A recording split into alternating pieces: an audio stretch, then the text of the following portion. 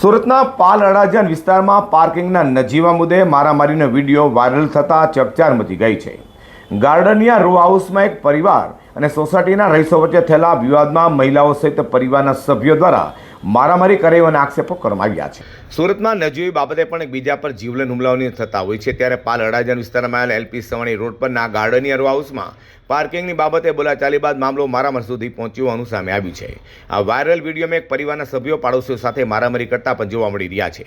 વિડીયોમાં એક મહિલા પાડોશી મહિલાના વાળ પકડીને માર મારતી હોવાનું પણ દેખાય છે. ત્યારે પરિવારના એક સભ્ય પોલીસ કર્મચારી હોવાનું કહેવાય છે. જો કે આ અંગે સત્તાવાર પુષ્ટિ થવાની બાકી છે. આ વાયરલ વિડીયો બાદ પોલીસ તપાસમાં સમગ્ર ઘટનાની સાચી હકીકત બહાર આવશે. નિલેશ પટેલ ગાર્ડનિયા રો હાઉસમાં અમે રહીએ છીએ. સત્યમ રો હાઉસની બાજુમાં પાલ. અમારે એક પાર્કિંગ બાબતની મગજમારી હતી. ઓલરેડી મારે ઘરે ફર્નિચરનું કામ ચાલે છે, એટલે મારી ગાડી આગળ સોસાયટીમાં 6 નંબરમાં નરેશભાઈ ગઢવી, નરેશભાઈ કુંચાલા એ રહે છે, અને એમના ઘરથી 15 ફૂટ દૂર ગાડી મૂકી હતી, ત્યાંથી કોઈ સોસાયટીનો કોઈ રસ્તો નથી. પણ ત્યાં કોઈ પણ ગાડી મૂકે તો એ પોલીસ સ્ટેશનમાં છે, પોલીસમાં છે, વેસુ પોલીસ સ્ટેશનમાં. એટલે કાયમ સોસાયટીમાં કાયમ માટે પોલીસનો પેલો રોપ બતાવે છે. અને આજે ગાડી 2 દિવસથી મારી પડી હતી, અને એ ગાડીના લીધે એ મારી સાથે આજે ઝઘડો કર્યો એમણે, અને મને કીધું કે ગાડી અહીંયાથી તમે હટાવી લો એમ. તો ગાડી એમને કોઈ નડતી નહીં હતી, અને છતાં બી એણે ઝઘડો કર્યો. પછી થોડી ગાળાગાળો કરી, અને પછી છેલ્લે હાથાપાઈ પર આવી ગયા. તો એમણે મને માર્યો છે, અને સાથે મારા વાઈફ હતા.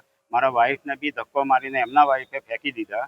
મારા 77 વર્ષના મમ્મી છે, મોટી ઉંમરના, જેમને પગે ઘૂંટણની તકલીફ છે, ચાલવાની બી તકલીફ છે, છતાં એમને બી ધક્કો મારીને પાડી દીધા. અને કાયમ સોસાયટીમાં ભાઈની દાદાગીરી છે. ઓલરેડી હું સોસાયટીના ઉપપ્રમુખ પદ પર છું. એમનો મેન્ટેનન્સ ઘણા વખતથી બાકી છે, એટલે મેન્ટેનન્સની અમે ઉઘરાણી કરીએ છીએ.